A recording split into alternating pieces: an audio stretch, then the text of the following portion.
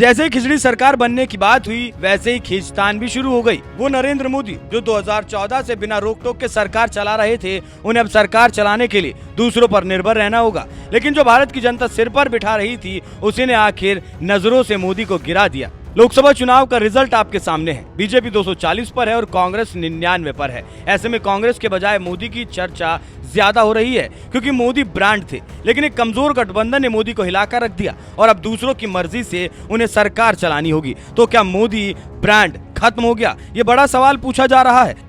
गुजरात में भी वो सीएम थे, मुख्यमंत्री रहते पूर्ण बहुमत की मजबूत सरकार चलाई थी। प्रधानमंत्री के तौर पर भी 10 साल पूर्ण बहुमत की सरकार चलाई। अब खिचड़ी सरकार में उनके सामने न सिर्फ मजबूत और नए जोश से लबरेज आक्रामक विपक्ष का सामना करना पड़ेगा, बल्कि नीतीश और चंद्रबाबू नायडू जैसे सहयोगियों के दबाव से भी पार पाना होगा।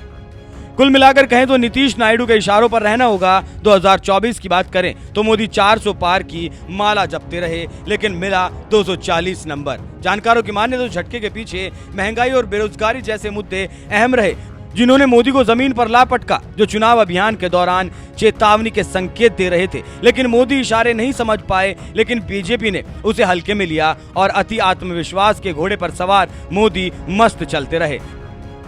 अब गिरे तो जमीन ही नहीं बची। इसी वजह से कहा जा रहा है कि मोदी ब्रांड खत्म हो चुका है। जनता के सामने हाथ जोड़ने के बजाय मोदी ने सीना तान कर बातें की, जिसका नतीजा आपके सामने है। आप जानते हैं कि लोकतंत्र में जनता मालिक होती है और शासन करने वाला नौकर होता है, लेकिन मोदी ये बात समझ नहीं पाए और आज जनता ने वोट की चोट करके उन्हें समझा दिया कि मालिक मत बनो।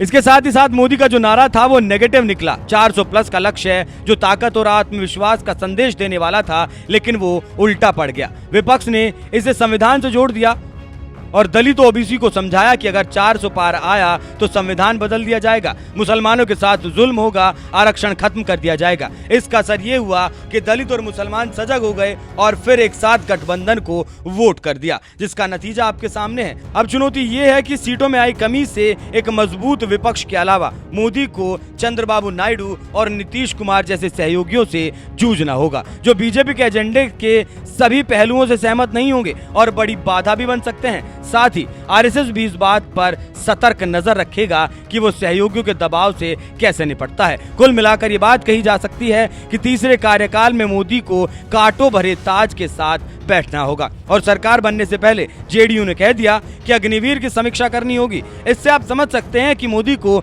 अब कैसे ताने और तकलीफों के साथ काम करना होगा। देखना दिलचस्प होगा कि आगे इस सरकार में होता क्या है और कैसे सरकार चलाई जाती है।